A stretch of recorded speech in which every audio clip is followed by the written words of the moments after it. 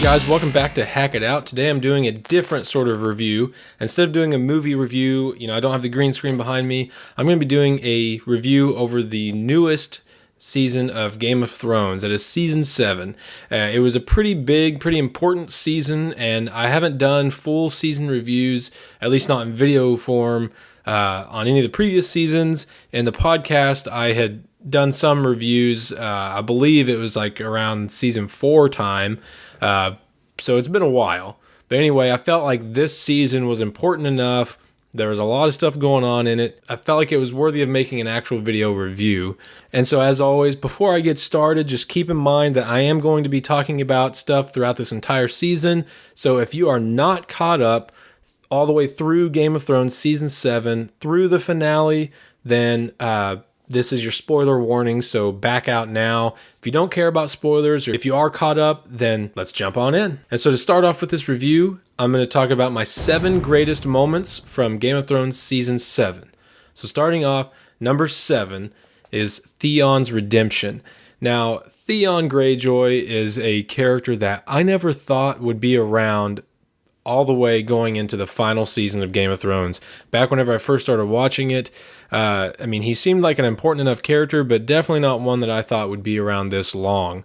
And Theon has had a long and difficult path throughout the show, and to me, he has had some of the most character development of a lot of the characters on this show because of the things that he has been through. He kind of went on this interesting path from being, a jerk to he was a traitor, prisoner, then he was tortured, then he was psychologically broken, and he rescued Sansa, and he was quiet and humble, and then he, was trying to help, trying to do the right thing by helping his sister fight his uncle and support Dany, but then he had a momentary relapse into being psychologically broken again, going back into being Reek, but then he kind of became that quiet and humble Theon again, and he was regretful and remorseful, and then he ended up, defending his sister's honor and fighting to rescue her, basically. And we haven't got to see that yet, but we will be seeing that in Season 8. I guarantee you that. They have been setting that up, and so I've really loved that moment of kind of leading into his redemption, and that scene with him and Jon, it was just a really touching moment. Now, number 6 is the devastation of dragons in battle. And now, with the dragons, we've definitely seen them destroy things and destroy people before, just here and there on Dany's quest to free all the slaves and everything she did over in Meereen, and just, things here and there. We've seen some of their destruction, but we've never actually seen them in a full-scale battle before. And while we didn't get to see all 3 of them in this particular battle that I'm talking about, we did get to see Drogon, and I thought that was a really important scene because other people, Jaime, Bronn, the whole Lannister army, before they all got roasted, they got to see exactly what these dragons are capable of, because up until this point, dragons have been a myth. They've been legend.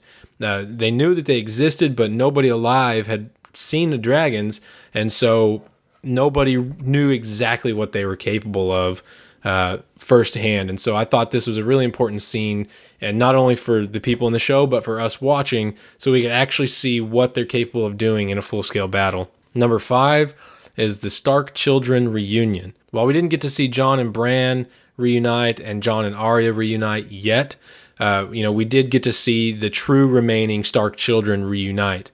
So we got Sansa and Bran, and then we got Sansa and Arya, and now, we had a bunch of moments, just some of them unspoken, just scenes of Brienne and Pod just seeing from a distance the 3 Stark children kind of walking together, and it's just really nice to see. And plus, you can really see how they've all changed, and they're able to see how each other have changed. And by seeing how each other have changed since they all last saw each other, they are able to notice how their experiences can eventually help one another. You got Bran, who has all this knowledge now from being a 3-eyed raven, that he was able to help unearth, all this evidence from Littlefinger's betrayals. And then with Arya having all of her training and her skills as being this crazy assassin. She obviously is going to be a great help. And then Sansa just going through everything she's gone through. I mean, she's actually probably going to be a fairly decent leader there in the north. I mean, she's probably hasn't done too bad of a job since Jon has been gone. Timelines have been kind of funky this season, so we don't know exactly how long Jon has been gone, but I mean, the north hasn't completely fallen apart, so she must be doing okay. But the main part about their reunion was the fact that there are no more lone wolves and that the pack is back together, at least the ones who are still alive. Number 4, Littlefinger, Lord Baelish, finally got brought to justice. And this was definitely important because he was the guy that basically started this whole mess. He pitted the Lannisters and the Starks against each other from the very first on, season 1, episode 1, with the whole situation with Jon Arryn's murder. And so it was nice that all these sequences of events that have happened finally kind of culminated into this little mini trial that kind of threw you off thinking that it was going to be about Arya, but then out of left field, Littlefinger is the one that got brought to justice, and all of his crimes got brought to light, basically thanks to Bran with his knowledge and his ability to go see back into the past. But because of this, we'll have no more games, no more control of Littlefinger, and most importantly, Ned is finally truly avenged, because it was really Littlefinger's fault that Ned was killed, because Littlefinger conspired with Cersei and Joffrey. Number 3, the Dragon Pit meeting. Now, this was a very important scene because we got all these important characters and all these important figures finally in the same place. And this was, for the first time, many of these important people coming together. And, I mean, some of these people had never been together before. Some of them have been together. It's just been a really long time. So, it was a really long, kind of tense and kind of emotional sequence because we had some nice touching reunions, with Tyrion and Pod, even a little bit of Tyrion and Bronn, and then you got Brienne and the Hound. That was kind of tense for a bit. You got the Hound in the mountain, you got Brienne and Jaime. I mean, there was just so many connections there that with all these people, but then there was all these people that we've never seen on screen together, like Dany and of course Cersei. And so that was really neat to see all that. But obviously the most important piece of this meeting was the fact that they were able to properly do this demonstration of the White and of the threat of this dead army that is coming. It was a perfectly executed demonstration. They almost tricked you and made you think that something was going to go wrong at first. It kind of made it seem like the White was like completely dead until the Hound kicked the crate over. But it was really good that they were able to demonstrate how to kill these Whites. And now, in that moment, the threat of the army of the dead and the White Walkers and the Night King went from myth to truth. All these people witnessed this, and they know now that this is true and this is real and this is what's coming. But one of the main takeaways from this whole meeting, this whole plot line from this season, was that Cersei was still Cersei. And this was something that worried me at first, because they kind of made you think that she was actually going to cooperate and, be helpful, send her armies to help them fight off the dead, but then, she kind of had her little caveats. Like her first one was, I'll do this, but the king in the north needs to stay in the north. I don't want him getting in the way between me and Dany. You can't choose sides. You stay up there. But of course that fell through. So then her next plan was, yeah, I'm going to do this, but I want you all to remember when this is all over that I'm the one that chose to help, with no promises and no assurances from any of you, even though I know you're not going to remember that. So she tries to almost like guilt them a little bit, make them feel bad, but all in the back of her mind, all on, on the side, she was not planning to help at all. Her whole plan was let them go up there, let them all fight each other, basically let the army of the dead and the Night King either take them out for her, and then she'll deal with whatever comes down, or let them take care of the army of the dead, and then she won't have to, and then she can just deal with them when they're done. So her main deal was she was just going to stay out of it and she's going to keep doing what she's doing. And I'm glad they kept that way. I mean, yes, I hate it and I hate Cersei, but it would have been so uncharacteristic of her if they made her actually be helpful. And so I'm glad that they didn't change her character. Number 2 is, of course, one of the biggest moments of the season was the Night King taking a dragon. So this was definitely an important loss this season. We've had these 3 dragons of Dany's since the very end of season 1, and poor Viserion didn't see this spear coming, and the Night King just has one heck of a throwing arm and took him down, killed him, and then, of course, raised him up from the dead. So now, not only was that a devastating blow to Dany, but this shows some of the strength that the Night King possesses. I mean, not just physically by hurling that spear through the air at such speed and distance and force to be able to pierce that dragon, but also all that mental strength that it probably takes to actually raise the dead. I mean, I can't imagine it takes a lot of mental or psychic length to raise just a regular person, but it probably takes a lot to raise a big beast like a dragon. It also shows how much patience he has. It would kind of cut to just showing the Night King and his little rangers or whatever sitting on their horses, just sitting there waiting. Yeah, I mean, they could have attacked Jon. They could have attacked his party right then and there. I mean, he probably could have frozen that lake back over and marched out there and just wiped them all out. But I'm pretty sure he knew what was coming. He had those spears ready and he was being patient. And he was waiting for those dragons to come because he knew what was coming and he was going to take them down. And so that just shows the patience that he has because he knows he's going to get you. He knows he's coming for you. So he has no need to hurry. In some ways, that's even more terrifying than just the fact that he's coming at all. But above all else, it's also the death of Viserion and him being resurrected is a massive gain to the Night King and his army because now the Night King can actually ride on Viserion.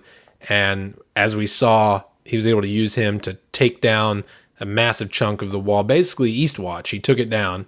And so now the army is through. And that leads me in to number 1, which is the wall crumbling. This was the biggest moment from season 7. And this wall has been there for thousands of years. And it was, infused with all this magic to keep all this stuff out, to protect the realm of men from, the winter, basically, to protect it from the Night King and the White Walkers. But now that he has this dragon and he was able to knock down that part of the wall, I mean, this shows that the Great War and winter is truly here. And the Night King and the army of the dead, they marched through, so they are officially in the 7 kingdoms now.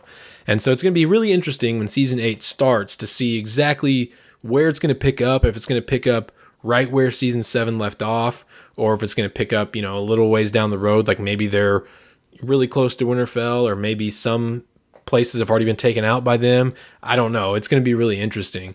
Now, some of you might be wondering why I didn't include something like, Jon and Daenerys finally meeting together, or the Rhaegar and Lyanna stuff, finally getting the visual and verbal confirmation of that, or even maybe something like Jaime finally leaving Cersei. I mean, there are so many things that happened this season, but the moments I included are the ones that had more of a profound impact on me personally. I mean, yes, the Jon and Daenerys thing is hugely impacting to the story itself, and it's something that we've been waiting for such a long time, but the other scenes that I mentioned were a lot more epic, I guess you could say, to me than the other things. Not to say the other things weren't great. Obviously, they're moments that we've been waiting for, moments we've been wanting to see for a long time. I just didn't really feel like including those in my list of the 7 moments because those are obvious. Like Jon and Daenerys meeting is an obvious moment for the entire series. So that's kind of its own deal. But so those were my greatest moments. Now let's briefly talk about the problems I had with season 7. Not as many. I don't have 7 problems with season 7, but there are a few problems. My first point is that the writing is definitely a bit sloppy. And by that, I mean that in some cases, I feel like logic is kind of thrown out the window.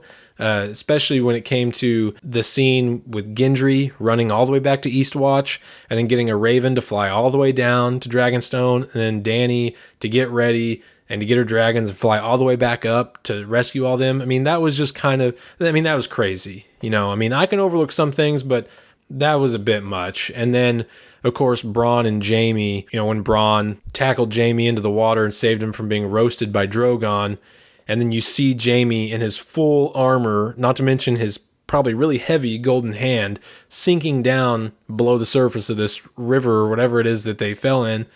And then the episode ended, and the next episode begins, and they're quite a ways away. Bronn is pulling Jaime up to shore. So that basically leads you to believe that Bronn basically swam with Jaime that whole way. I mean, that looked like that had to have been like a mile or so. And that is just, that's ridiculous, because for one, Jaime was sinking quite a ways. So Bronn must be, he must have the strength of the mountain, basically, to be able to take Jaime that far with all that armor and the fact that he's soaking wet. So that was nuts. And of course, an obvious thing is that things have felt pretty rushed this season. Travel time, yeah, it's been essentially completely cut from this season. You don't really see the people traveling as much as we have in previous seasons. And it's essentially because there's not a lot of piddling around this season. They have to cut to the chase to everything. And it's understandable why they kind of had to do that, because with the fact that they set their end date with season 8 being the last one, season 7 kind of had to be that rushed season to push everybody into their final places so that when season 8 starts, they're all ready to go. So I almost feel like they kind of forced themselves to have to do this. It stinks that they had to do it, but I understand why they had to do it.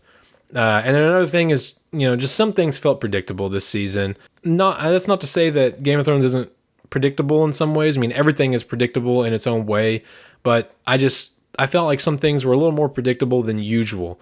Earlier seasons of Game of Thrones, I felt like I was getting caught off guard a lot more than I have in the latest couple of seasons. And leading into my next point, you can definitely tell that there's no more George R.R. Martin material to go off of.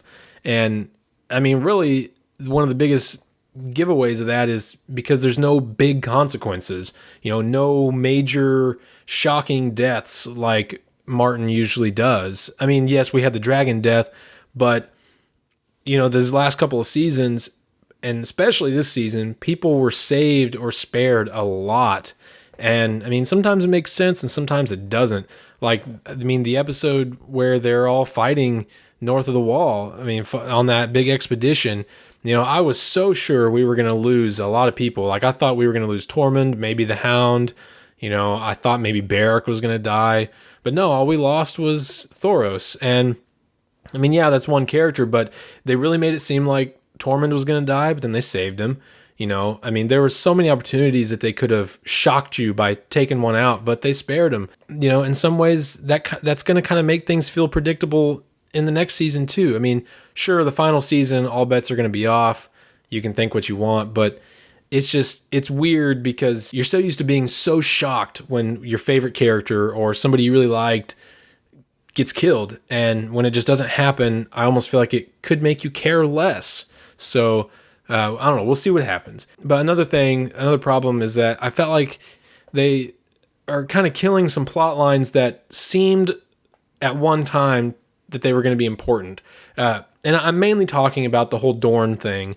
I know people have talked about this a lot, but in previous seasons, this whole Dornish plot line with the Sand Snakes and with Alaria Sand, they felt like they were being set up for something bigger than they were. But to culminate in an ending like what they had kind of seems anticlimactic. The Sand Snakes are gone except for one and Alaria, and they're both, imprisoned. Now, granted, it might not be totally over because one has the poison in her. We haven't seen her die yet, so something could happen out of that. They could draw that out, but it felt like to me that was their way of essentially ending that storyline. And so, I don't know. It's clear that Martin's material had stuff set up because he was going to do stuff with it, but since he's not done, they didn't have much to go off, so they just decided to kill these plot lines. That's my opinion. Those are my problems with season 7. So really, I had a lot more greatest moments than I did have problems. And so with that, I mean, season 7 was, to me, was average. I mean, it wasn't my favorite season. It's definitely not my least favorite season. It had a lot of really great, really epic moments, a lot of really important story moments that are incredibly crucial going into this final season. And so with that, I'm going to give Game of Thrones season 7 a C. So anyway, let me know down in the comments below what some of your greatest moments were, and then let me know what some of your gripes were as well. I'm kind of interested to see, what your thoughts are on some things, and let me know what your overall rating was for season 7, and which season is your favorite, which season is your least favorite. Hit that like button if you enjoyed this review, and subscribe to the channel if you have not subscribed yet. And thank you guys for watching, and we'll see you next time.